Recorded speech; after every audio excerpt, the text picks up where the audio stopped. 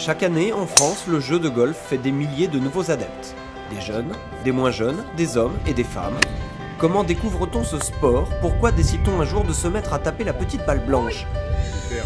Sébastien Russier, pro au golf national, a donné des leçons à des centaines de nouveaux golfeurs, assez pour avoir une bonne idée de ce qu'ils viennent généralement chercher dans le golf. Plein de choses différentes en fait quand on leur demande. Il y en a qui viennent parce qu'ils adorent le contexte, d'être dans la nature avec un terrain de jeu qui est tout le temps différent en fait.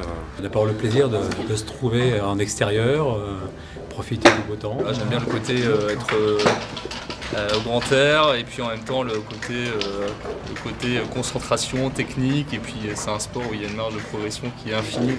Il y en a d'autres qui viennent aussi parce que ce qui est bien, c'est que quand on joue, on oublie tout le reste en fait aussi.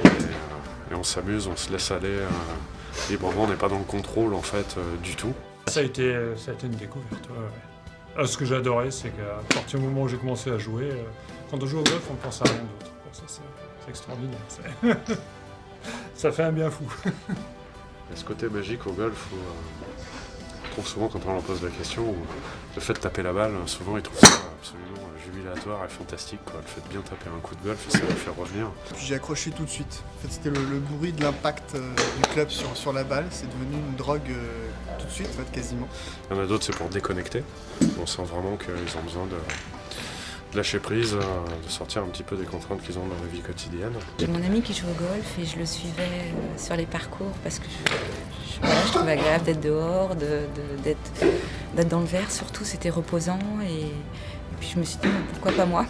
Pas mal de choses en fait qui amènent les gens au golf. Des fois ils viennent parce que des copains leur ont simplement dit que voilà, c'était super et ils se laissent entraîner dans le truc, ils arrivent un peu par hasard et puis se rendent compte que finalement c'est un jeu qui est fantastique. J'ai découvert le golf par mon ami qui est là, Ronan. En fait, je connaissais déjà un petit peu avant par des connaissances et puis on a fait une journée porte ouverte l'année dernière en avril et puis on a décidé de se lancer en fait. Par des amis qui jouent depuis beaucoup plus longtemps, donc qui ont un niveau bien supérieur au mien, mais ils ont pris le temps de m'expliquer les bases un peu, donc ça m'a donné envie.